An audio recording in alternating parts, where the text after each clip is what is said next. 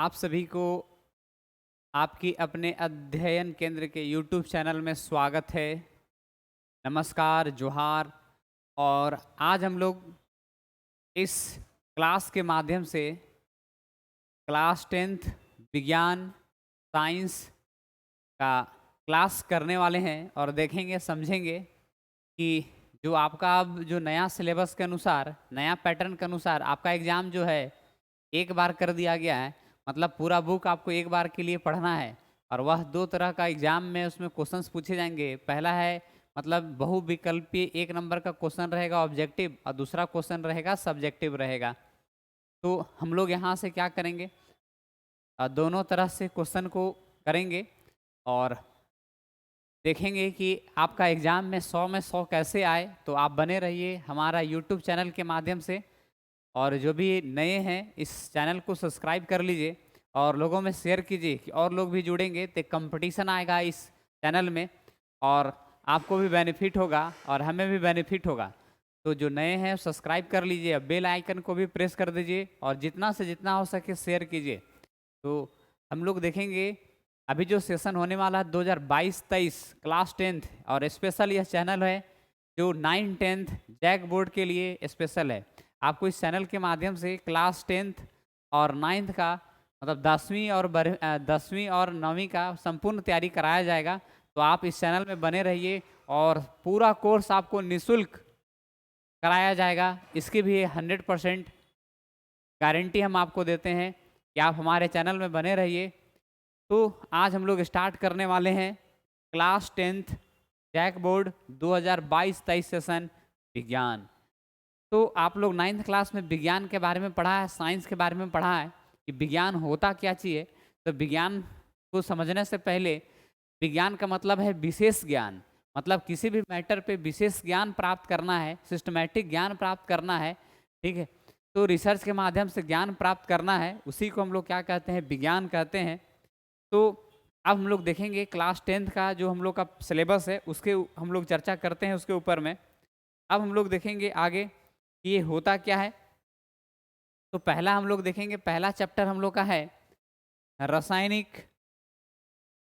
पहला चैप्टर आप लोगों के बीच यहाँ पे दिखाई दे रहा होगा, चैप्टर का नाम है रासायनिक अभिक्रिया एवं समीकरण।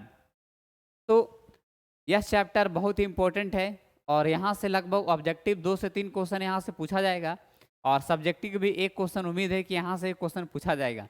तो आप इस क्लास के माध्यम से बने रहिए और लगातार जुड़े रहिए और क्लास करते रहिए। तो पहला चैप्टर है रासायनिक अभिक्रिया एवं समीकरण। तो चलिए हम लोग आगे देखते हैं इसमें। अब ये जो है केमिस्ट्री के अंतर्गत आता है, रसायन विज्ञान के अंतर्गत आता है, तो ये आपको मालूम होना चाहिए। अब हम लोग देखेंगे इस चैप्टर में क्या क्या खासियत है और क्या है।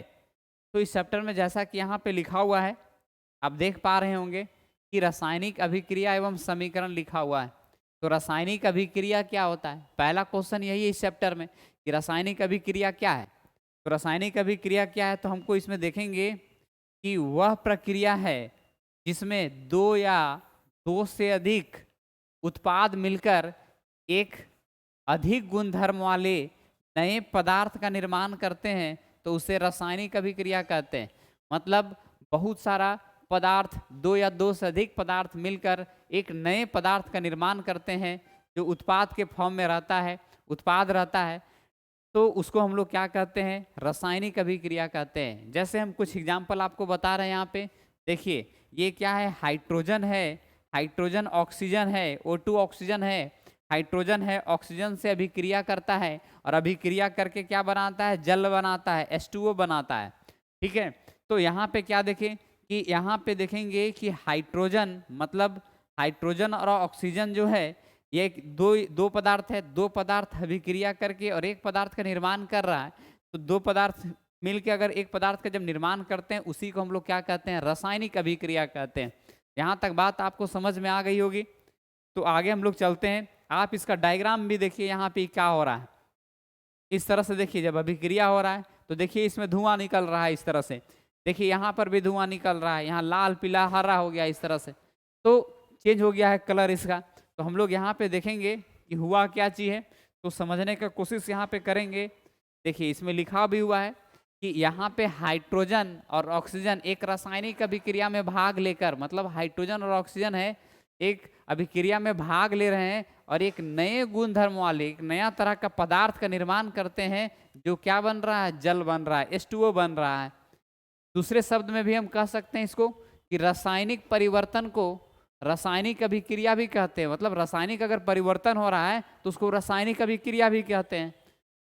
हमारे आसपास ऐसे बहुत सी परिवर्तन होते रहती है, हम लोग डेली लाइफ में देखते हैं, अपना चारों तरफ देखते हैं, बहुत सारा परिवर्तन हो रहा है, तो कहीं ना कहीं उसमें रासायनिक परिवर्तन है, लेकिन हम लोग नहीं जान पाते हैं। तो आज से हम लोग जान पाएंगे कि उसमें रासायनिक परिवर्तन हो रहा है या नहीं हो रहा है।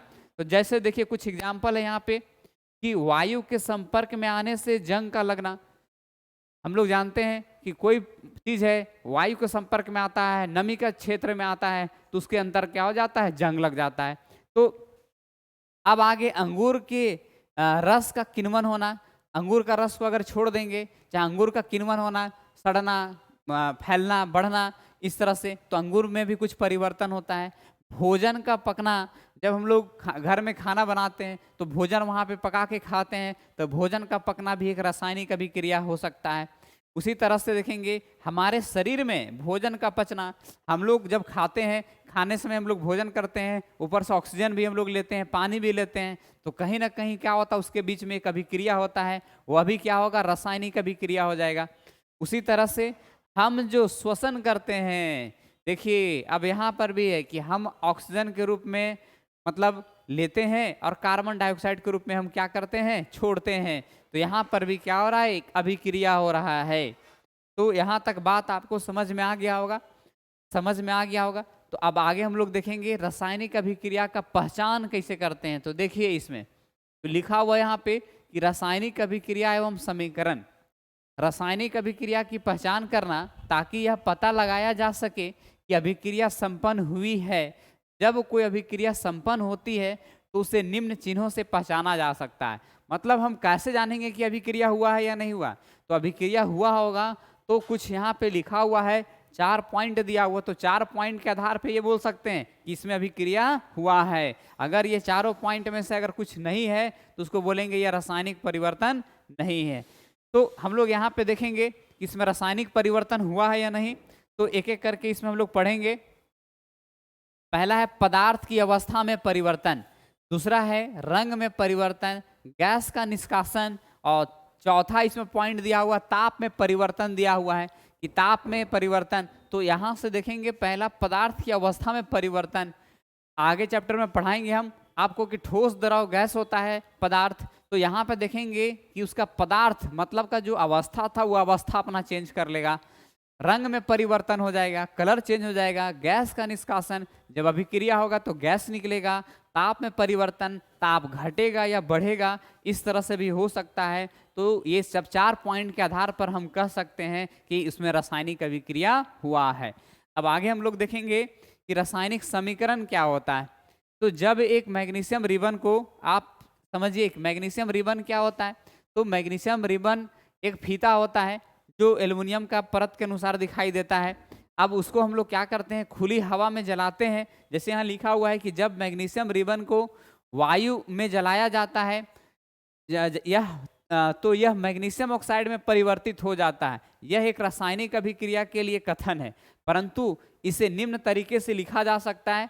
तो हम लोग जानते हैं कि मैग्नीशियम को अगर हवा की उपस्थिति में जलाते हैं, जलाने के बाद यह जलता है और जलने के बाद जो राख के रूप में बच जाता है उसी को हम लोग क्या कहते हैं, मैग्नीशियम ऑक्साइड कहते हैं। तो इसको हम लोग साइंस में कैसे लिखेंगे, तो यहाँ पे देखेंगे कि मैग्नीशियम है और ऑक्सीजन, मैग्नीशियम और ऑक्सीजन ये दोनों क्या है, अभिकारक है। तो एग्जाम में अगर इस तरह से क्वेश्चन आएगा कि अभिकारक किसको कहते हैं, तो अभिक्रिया से पहले जो भी उसमें पदार्थ भाग लेगा, जैसे यहाँ ऑक्सीजन है, मैग्नीशियम है, ये सब क्या कहलाएगा, अभिकारक कहलाएगा।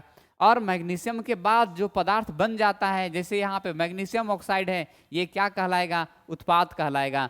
तो यहाँ पे देखिए कि अभिक्रिया से पहले, और इसको रासायनिक अभिक्रिया को याद रखिएगा, इसको 2 भाग में बांटा गया है, LHS और RHS।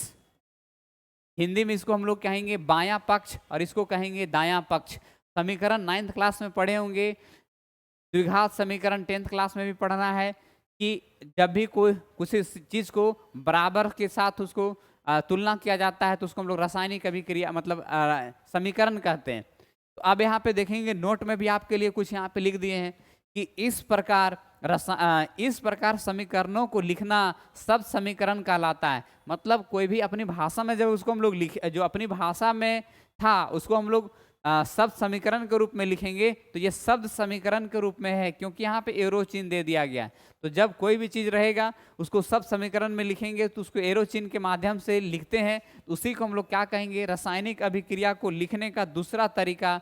अब देखिए इसको हम लोग ये तो शब्द समीकरण में लिख लिए, इसी चीज को लिखने के लिए सिंबल में कैसे लिखेंगे, तो यहाँ पे आप देख सकते हैं कि देखिए इसमें लिखने का क्या तरीका है। अब यहाँ पे देखेंगे कि मैग्नीशियम है Mg और O2 ऑक्सीजन है, ये दोनों अभिकारक है और अभिक्रिया कर रहा। मैग्नीशियम जो है ऑक्सीजन की उपस्थिति में जल रहा है और जल के क्या बना रहा है, मैग्नीशियम ऑक्साइड बना रहा है यहाँ पे। तो ये क्या कहलाएगा, उत्पाद कहलाएगा। और इसके बीच में दोनों के बीच में क्या हो रहा है, रासायनिक अभिक्रिया हो रहा है। तो यहाँ पे समझेंगे। अब आगे देखेंगे इसमें कि रासायनिक समीकरण को लिखने के लिए सांकेतिक तरीका है। किसी रासायनिक अभिक्रिया के समीकरण को दो भाग होते हैं। हमने आपको पहले ही बताया कि कोई भी रासायनिक समीकरण रहेगा उसका दो भाग रहेगा। पहला है अभिकारक। अब अभिकारक क्या होता है, रिएक्टेंट क्या होता है, वे पदार्थ जो किसी अभिक्रिया में भाग लेते हैं अभिकारक कहलाते हैं। मतलब अभिक्रिया में जो भाग लेगा उसको अभिकारक कहते हैं। ऊपर के समीकरण में देखिए यहाँ पे जो समीकरण लिखा हुआ है इसमें मैग्नीशियम और ऑक्सीजन ये दोनों क्या कहलाएगा, अभिकारक कहलाएगा। और उसी तरह से अभिक्रिया में भाग लेते हैं इसलिए ये दोनों क्या है, अभिकारक है। मतलब ये दोनों जो है मैग्नीशियम और ऑक्सीजन है अभिक्रिया में भाग ले रहा है, इसी चलते उसको हम लोग क्या कहते हैं, अभिकारक कहते हैं। चलिए अब हम लोग आगे देखेंगे। यहाँ पे देख सकते हैं कि देखिए एक फ्लास्क ले लिया गया है और उसको उसमें क्या किया जा रहा है, कुछ मिलाया जा रहा है। तो इसमें मिलाने के बाद देखिए इसका कलर जो है ब्लू है, इसका कलर क्या हो रहा है, चेंज हो रहा है। तो देखिए यहाँ पे इससे क्या पता चल रहा है कि इसमें जो अभिक्रिया होके इसका कलर को क्या कर दे रहा है, चेंज हो रहा है। इस फिगर को बढ़िया से देखिए आप। इसी तरह से अब हम लोग उत्पाद भी देखेंगे। यहाँ पे उत्पाद क्या होता है, तो उत्पाद देखने के लिए चलिए देखिए उत्पाद है किसी अभिक्रिया के दौरान नए बनने वाले पदार्थ को उत्पाद कहते हैं। मतलब कोई अभिक्रिया हो रहा है, अभिक्रिया होने के बाद कुछ बनेगा। जैसे हम लोग खाना बनाते हैं तो चावल, उसमें चावल में पानी डाल देते हैं, चावल है अभिकारक है, पानी डाल दिए, पानी डालने के बाद में दोनों उसको हम लोग गर्म करते हैं, मतलब बनाते हैं गैस में चाहे चूल्हा में, जो भी बनाने के बाद आपका जो बन जाता है वह उत्पाद बनता है। भात जिसको बोल सकते हैं। और जो माड़ है वो भी क्या है, उत्पाद के फॉर्म में रहेगा। तो मतलब हम पानी डाले चावल में इस तरह से, तो दोनों के बीच में एक अभिक्रिया हुआ, उसको हीट दिए तो, और जो पदार्थ जो बन गया है उसी को हम लोग उत्पाद कहते हैं। तो इसमें देखिए यहाँ पे क्यों किसी अभिक्रिया के दौरान नए पदार्थ जो बनते हैं उसको उत्पाद कहते हैं। जैसे MgO, यहाँ पे थोड़ा देर पहले देखे थे कि अब इसमें क्या है, उत्पाद है। जो क्या चीज से, जो MgO है वो क्या क्या से मिलके बना हुआ है, मैग्नीशियम और ऑक्सीजन से मिलके बना हुआ है। भाग लेने वाले से नए पदार्थ बना है। इस जो मतलब लास्ट में अभिक्रिया के फलस्वरूप बनता है उसी को हम लोग क्या कहते हैं, उत्पाद कहते हैं। आपको ये समझ में आ गया होगा। आपके लिए देखिए यहाँ पे बहुत ही हरा हरा सब्जी रखा हुआ है। देखिए इधर बैगन है, इधर सलगम है, इधर टमाटर है, ठीक है, आलू है, इधर बहुत सारा है, इधर धनिया पत्ता भी है, क्या इधर बहुत सारा चीज़ है, देखिए सब्जी है। तो इस सब का मतलब हम लोग जब छोड़ देते हैं, चाहे इसका भोजन करते हैं, तो कहीं ना कहीं मेरे शरीर में क्या होता है, पाचन होता है, तो वहाँ पर भी क्या होता है, एक अभिक्रिया होता है। तो चलिए अब हम लोग देखेंगे आगे इस टॉपिक में कि रासायनिक समीकरण को लिखना। अब बहुत ही यह एग्जाम में यहाँ से अक्सर क्वेश्चन ऑब्जेक्टिव आता है कि कोई रासायनिक समीकरण दिया हुआ रहेगा, उस संतुलित करने के लिए दिया हुआ रहेगा, तो रासायनिक समीकरण को कैसे संतुलित करेंगे, कैसे लिखेंगे। आप वीडियो में बने रहिए और आप घर बैठे आसानी से क्लास कर सकते हैं। कहीं पर भी आपको जाने दौड़ने का जरूरी नहीं है। आप घर बैठे हमारे चैनल के माध्यम से क्लास करते रहिए और लोगों में शेयर करते रहिए। चलिए देखिए आगे हम लोग देखेंगे कि रासायनिक समीकरण को लिखना। रासायनिक समीकरण एक रासायनिक अभिक्रिया को प्रदर्शित करता है। इसलिए रासायनिक समीकरण में तीर के निशान के बाईं ओर अभिकारकों को लिखा जाता है। जैसे हम लोग यहाँ पे लिख रहे हैं, जैसे ये तीर का निशान है तो ये हो गया बायां और ये हो गया दायां। तो अगर यहाँ पे बोला गया कि हम लोग बाईं ओर अभिकारक को लिखते हैं, इधर क्या आएगा? अभिकारक आएगा। इधर क्या आएगा? उत्पाद आएगा। अब इनके बीच में अगर अभिकारक अगर बहुत सारा है तो जैसे बहुत सारा अभिकारक है तो उसके बीच में हम लोग क्या चीज का चिन्ह लगाते हैं? प्लस का चिन्ह लगाते हैं, चिन्ह लगाया जाता है। इसी प्रकार तीर के दाईं ओर उत्पाद को लिखा जाता है और उनके बीच भी जैसे उत्पाद में जैसे दो तीन तरह का पदार्थ बन रहा है तो दोनों उत्पाद के बीच में क्या चीज का चिन्ह लगाएंगे? प्लस का चिन्ह लगाएंगे। चलिए, लगाया जाता है। अब इसको हम लोग समझने के लिए और कुछ हम लोग करेंगे यहाँ पे और देखेंगे कि देखिए आप लोगों के बीच यहाँ पे आया है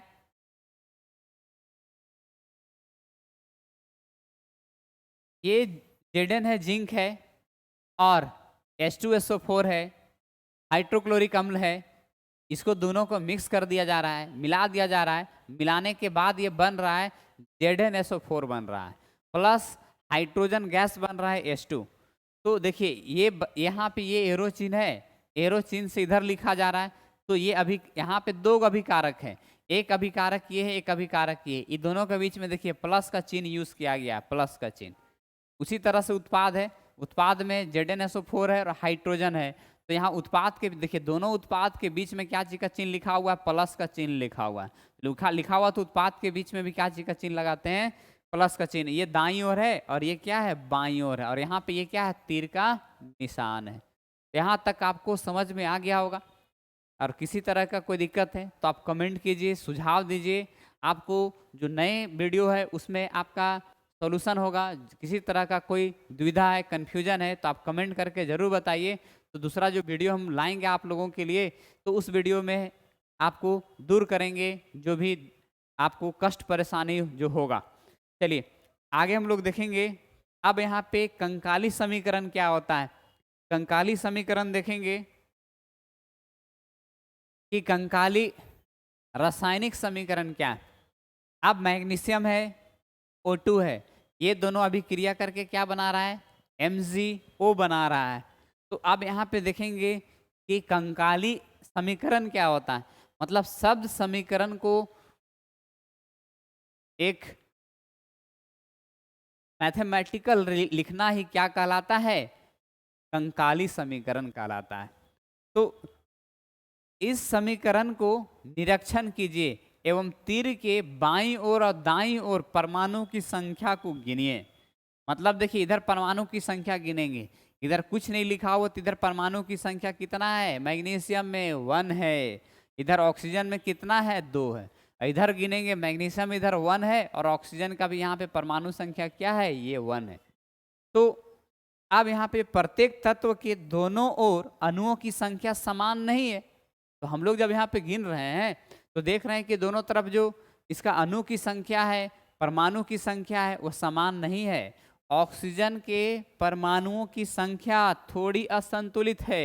यहाँ पे देखिए मैग्नीशियम तो सही है, 1 है, इधर भी 1 इधर भी है, लेकिन ऑक्सीजन इधर 2 है और इधर कितना है? 1 है। तो ये असंतुलित होता है। आप लोग सब्जी खरीदने जाते होंगे, सब्जी खरीदने जाते हैं तो हम लोग क्या देखते हैं कि जो तराजू होता है उसमें तराजू में क्या है कि दोनों वो डंडी है वे दोनों क्या होना चाहिए? बराबर होना चाहिए, तभी आपको सही सब्जी दे रहा है। न तो फिर क्या है कि अगर इधर उधर है, ऊपर नीचे है, तो वह क्या है? असंतुलित है। और हम लोग को उस तरह का मतलब असंतुलित को हम लोग नहीं खरीदते हैं, नहीं लेते हैं। उसी तरह से सेम यहाँ पर भी है। अपने भाषा में समझिए इसको कि हम लोग को दोनों तरफ मतलब बराबर चिन्ह के बाईं तरफ और दाईं तरफ दोनों का परमाणु संख्या क्या होना चाहिए? बराबर होना चाहिए। तभी उसको हम लोग क्या कहेंगे? संतुलित रासायनिक समीकरण कहेंगे। तो अब यहाँ पे देखेंगे कि बाईं ओर ऑक्सीजन के 2 अणु हैं जबकि दाईं ओर सिर्फ एक ही है। इस प्रकार असंतुलित रासायनिक समीकरण को कंकाली समीकरण भी कहा जाता है। तो अब यहाँ पे देखेंगे जबकि दाईं ओर सिर्फ एक है तो जो इस तरह का जो समीकरण लिखा हुआ है उसी को हम लोग क्या कहेंगे? कंकाली समीकरण कहते हैं। अब हम लोग देखेंगे आगे में कि कंकाली रासायनिक समीकरण को संतुलित कैसे करते हैं। तो नेक्स्ट हम लोग का टॉपिक है ये कि कंकाली रासायनिक समीकरणों को संतुलित करना। अब यहाँ पे है द्रव्यमान संचरण के नियम को संतुष्ट करने के लिए रासायनिक समीकरणों को संतुलित किया जाता है। तीर के बाईं ओर तथा दाईं ओर के तत्वों के परमाणुओं की संख्या समान किया जाता है। इस जिससे दोनों ओर के तत्वों के परमाणुओं का हो सके, समान हो सके, बराबर हो सके। मतलब कोई भी अगर असंतुलित है तो उसको हम लोग संतुलित करेंगे। असंतुलित करने के लिए क्या करेंगे, तो उसको हम लोग यहाँ पे लिखा हुआ है कि कंकाली रासायनिक समीकरण को संतुलित करना। इसका द्रव्यमान संचरण 9th क्लास में पढ़े हैं कि अभिक्रिया के फलस्वरूप अगर कोई अभिक्रिया होता है तो अभिक्रिया के पहले जितना भी परमाणु संख्या होता है, अभिक्रिया के बाद भी क्या होना चाहिए, उतना ही परमाणु संख्या होना चाहिए। द्रव्यमान संचरण का नियम यही हम लोग को बताता है। तो यहाँ पर भी अभिक्रिया से पहले जो भी अभिकारक है उसमें जितना परमाणु संख्या होगा, तो जो उत्पाद जो बनेगा वो दोनों में परमाणु संख्या क्या होना चाहिए, बराबर होना चाहिए। ये बहुत ही इंपॉर्टेंट है और यहाँ से अक्सर एग्जाम में क्वेश्चन, कॉम्पिटिटिव एग्जाम में भी यहाँ से क्वेश्चन आता है। इसी चलते इसको अच्छे से पढ़ेंगे। आपका यह जो चैप्टर है वह किसी तरह का एग्जाम के लिए UPSC, JPSC, BPSC, service, PCS sir का जितने भी एग्जाम, एसएससी, जो रेलवे, बैंक, ये सब, मतलब बैंक को छोड़ दें, अगर एसएससी हो गया, रेलवे हो गया, जेएसएससी हो गया, यह जो क्लास है सबके लिए इम्पोर्टेंट्स है। और यहाँ से अगर हम लोग पढ़ेंगे तो आपका अभी से ही क्या होगा, एक अच्छा बेस तैयार होगा और फ्यूचर में आप क्या कर सकते हैं, कंपटीशन एग्जाम निकाल सकते हैं, डिप्लोमा का एग्जाम निकाल सकते हैं, आईआईटी जेई का भी इस तरह से बहुत सारा बेसिक आपको यहाँ से क्वेश्चन पूछा जाएगा। तो आप इसको अगर अच्छे से पढ़ेंगे तो आपका जो भविष्य है बहुत ही उज्जवल होने वाला है। और हम लोग का जो चैनल का यही एक टारगेट है कि झारखंड बोर्ड के बहुत सारे स्टूडेंट जो है वह जब अभी क्लास करते हैं तो बस वह ये दिमाग में उनका बैठा हुआ रहता है कि हमको क्या करना है, बस 10th पास होना है, आगे का फिर आगे डिसाइड करेंगे। नहीं, आप गलत कर रहे हैं। अभी क्या कीजिए, आप अभी से ही अपना एक गोल डिसाइड कीजिए और उस गोल को पूरा करने के लिए, जैसे हमको इंजीनियरिंग में जाना है तो आप साइंस में, फिजिक्स में, केमिस्ट्री में, मैथ्स में ज़्यादा स्ट्रॉन्ग कीजिए। आपको पीसीएस का तैयारी अभी से करना है तो आप हिस्ट्री, जियोग्राफी, पॉलिटी में ही अच्छे से अभी से पकड़ बनाते रहिए और साइंस में पकड़ बनाइए इस तरह से। तो अगर अभी से अगर हम लोग गोल लेके चलेंगे तो आपका गोल जो है अभी से पूरा हो सकता है और अभी से हम लोग सपना देखेंगे तभी आपका सपना पूरा हो सकता है। नहीं तो फिर आप ग्रेजुएशन कीजिए, उसके बाद डिसाइड कीजिए कि हमको ये करना है, तो कभी भी आप सक्सेस नहीं हो सकते हैं। तो आप अपना गोल डिसाइड कीजिए और हमें बताइए, हम आपको पूरी तरह से सहायता यहाँ से करेंगे। और हम आपके लिए वह सब ध्यान में रखते हुए, हमने अपने लाइफ में बहुत सारा स्ट्रगल किया है और देखा है कि क्या ज़रूरी है, अभी का स्टूडेंट को क्या नहीं मिल पा रहा है। और यह जो संस्थान है यह आपके लिए इसी चलते बनाया गया है कि आप घर बैठे जो रांची आकर पढ़ नहीं पा रहे हैं उनके लिए घर बैठे ये सुविधा देगा। और इस तरह का सुविधा आपको दोनों माध्यम में मिलेगा। और अध्ययन केंद्र का एप्लीकेशन भी है गूगल प्ले स्टोर में, आप वहां से इंस्टॉल करके वहां से भी क्लास कर सकते हैं, लाइव क्लास में जुड़ सकते हैं अच्छा क्लास के लिए। और आप बने रहिए और इस वीडियो को ज़्यादा से ज़्यादा लोगों को शेयर कीजिए। ज़्यादा से ज़्यादा जुड़ेंगे तो इस वीडियो के माध्यम से इसमें सब्सक्राइबर ज़्यादा हो जाएंगे तो हम लाइव क्लास कंडक्ट करवा सकते हैं आप में। तो आप जैसे ही इसमें लगभग 200-400 हो जाएगा कैंडिडेट, हम वहाँ से हम लोग का लाइव एक्सेस मिलेगा। तभी इस चैनल के माध्यम से लाइव हम लोग क्लास नहीं करवा पा रहे हैं। तो आप जितना ज़्यादा शेयर कीजिएगा तो आपका लाइव क्लास उतना जल्दी हो पाएगा। चलिए आगे हम लोग देखते हैं कि अभिक्रिया के फलस्वरूप, मतलब अभिक्रिया से पहले और अभिक्रिया के बाद जो परमाणु संख्या होता है दोनों क्या होता है, बराबर होता है। अब देखिए यहाँ पे लिखा हुआ है रासायनिक अभिक्रियाओं के प्रकार लिखा हुआ। प्रकार मतलब टाइप्स। रासायनिक अभिक्रियाओं में अणुओं के बीच बंध का बनने और टूटने से नए पदार्थ का निर्माण होता है। मतलब रासायनिक अभिक्रिया में अणु के बीच जो अणु जुड़े हुए रहते हैं वह अणु क्या करते हैं, टूटते हैं और टूट के एक नया पदार्थ का क्या करते हैं, निर्माण करते हैं। जैसे जल के अणु के टूटने से ऑक्सीजन तथा हाइड्रोजन उत्पन्न होता है। जैसे जल है, अगर जल को हम तोड़ेंगे तो हाइड्रोजन बनेगा और क्या बनेगा, ऑक्सीजन बनेगा। इसका अणु अलग हो जाएगा, इसका अणु अलग हो जाएगा। जबकि कार्बन तथा ऑक्सीजन के बीच बंध बनने से, अब मान लीजिए उसी तरह से अब कार्बन है और ऑक्सीजन है, दोनों को मिला देंगे तो ये क्या बनेगा, कार्बन डाइऑक्साइड बनेगा। तो यहाँ पे लिखा हुआ कि ये क्या बनता है, कार्बन डाइऑक्साइड प्राप्त होता है। उसी तरह से अब यहाँ पे देखेंगे हम लोग कि रासायनिक अभिक्रिया के निम्न प्रकार होती है। कौन कौन सा प्रकार होता है रासायनिक अभिक्रिया का, तो उसको हम लोग देखेंगे। इसका जो है प्रकार में यहाँ पे देखिए आप लोगों के बीच में जो प्रकार दिया हुआ है, तो उसमें सबसे पहला लिखा हुआ संयोजन अभिक्रिया, दूसरा लिखा हुआ है वियोजन तथा अपघटन अभिक्रिया, और तीसरा लिखा हुआ विस्थापन अभिक्रिया लिखा हुआ है। तो अब यहाँ पे ये सब क्या है, अभिक्रिया का प्रकार है। तो इसमें हम लोग एक एक करके देखेंगे, और भी इसमें लिखा हुआ है। यहाँ से देखेंगे कि अभिक्रिया का प्रकार में क्या है, पहला है संयोजन अभिक्रिया, दूसरा है वियोजन अभिक्रिया या इसका दूसरा नाम है अपघटन अभिक्रिया। उसी तरह से फिर विस्थापन अभिक्रिया भी है यहाँ पे। उसके बाद है द्विविस्थापन अभिक्रिया है। उसके बाद अपचयन एवं उपचयन एवं अपचयन अभिक्रिया है।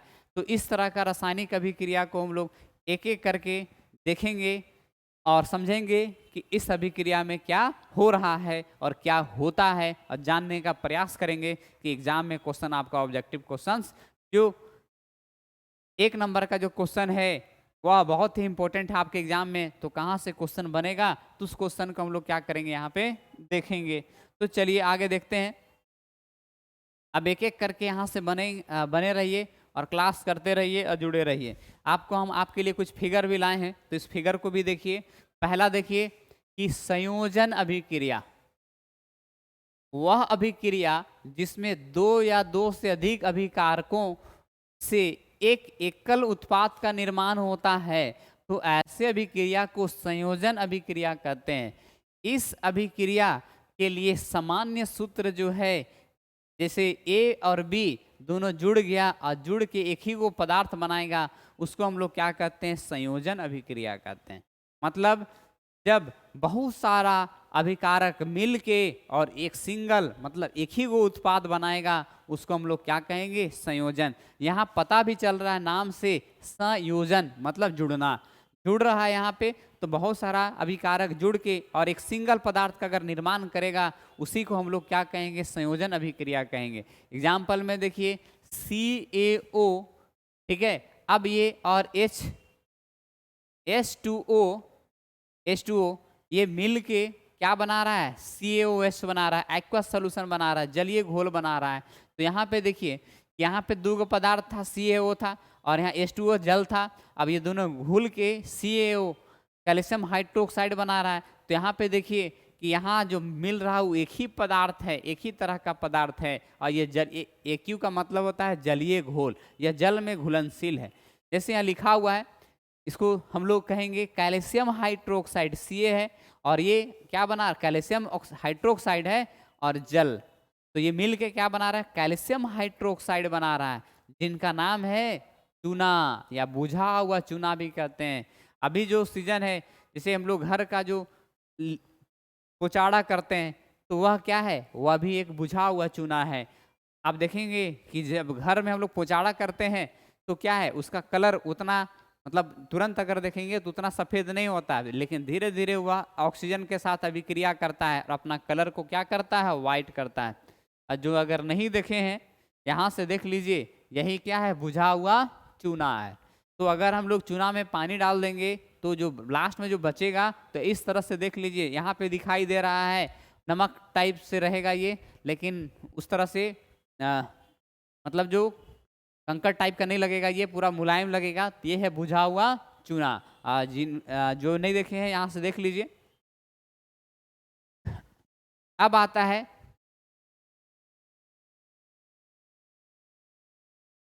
परिभाषा के अनुसार रासायनिक समीकरण से तुलना करने पर हम देखते हैं कि कैल्शियम ऑक्साइड और जल जो 2 अभिकर्मक है और एकल उत्पाद कैल्शियम हाइड्रोक्साइड बनाता है। तो यहाँ से हम लोग देखें कि 2 गो जो पदार्थ है वह मिल के क्या बना रहा है, एक पदार्थ का निर्माण कर रहा है, और यह जो है कैल्शियम हाइड्रोक्साइड है। अब देखेंगे यहाँ पे calcium hydroxide CaOH2 calcium hydroxide का उपयोग दीवार पर सफेदी करने के लिए किया जाता है। यह एक अवक्षेपण अभिक्रिया भी है, इसको भी याद रखेंगे, अवक्षेपण अभिक्रिया है। जब कैल्शियम हाइड्रोक्साइड से दीवारों पर पुताई की जाती है तो यह वायु में उपस्थित CO2 कार्बन डाइऑक्साइड से अभिक्रिया करके कैल्शियम कार्बोनेट का एक पतला परत बनाता है और इसके साथ जल H2O का भी निर्माण होता है जो वाष्पीकृत हो जाता है। मतलब घर में जब हम लोग पुचाड़ा करते हैं कैल्शियम हाइड्रोक्साइड से तो वह क्या कर लेता है, ऑक्सीजन के मतलब कार्बन डाइऑक्साइड के साथ अभिक्रिया करके ये क्या बनाता है, कैल्शियम हाइड्रोक्साइड से पुताई की जाती है। तो यह यहाँ पे क्या करता है, एक कैल्शियम कार्बोनेट का एक पतला परत बना लेता है और जो क्या है यह मतलब बहुत पतला रहता है और ये इसका कलर क्या हो जाता है, व्हाइट कर देता है इस तरह से, जो वाष्पीकृत हो जाता है। इस प्रक्रिया का समीकरण इस प्रकार भी हम लोग देख सकते हैं। यहाँ पे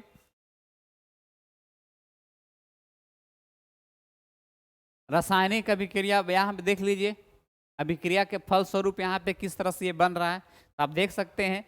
अब यहाँ पे देख लीजिए कि CaOH2 है, ये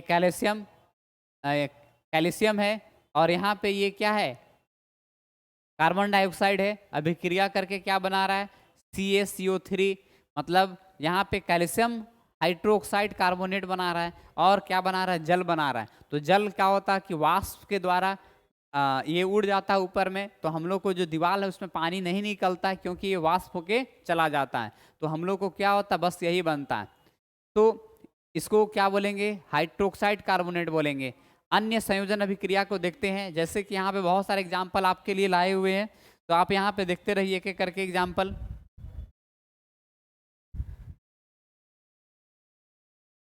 चलिए देखिए, पहला है कोयले का जलना, C है, कोयला है, ऑक्सीजन की उपस्थिति में जलाएंगे तो ये बनेगा क्या, CO2 बनेगा और गैस बनेगा ये।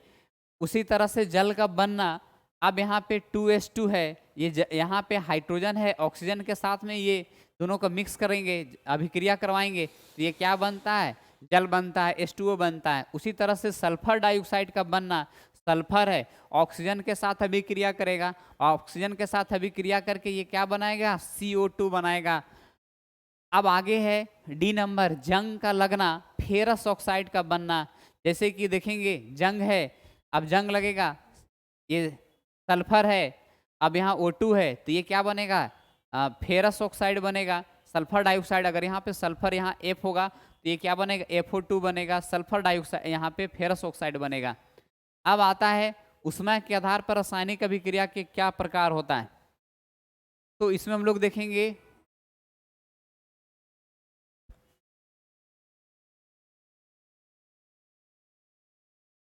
अब यहाँ पे हम लोग देखेंगे इसमें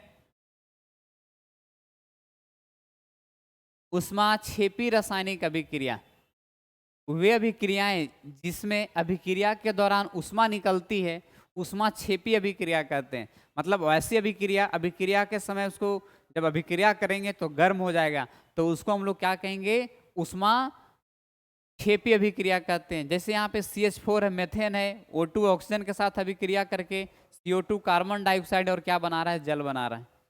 तो यहाँ पे देखेंगे ये दोनों क्या है, ये दोनों यहाँ पे जब अभिक्रिया होगा, इसमें रिएक्शन होगा तो क्या निकलेगा, इसमें से ऊष्मा निकलेगा।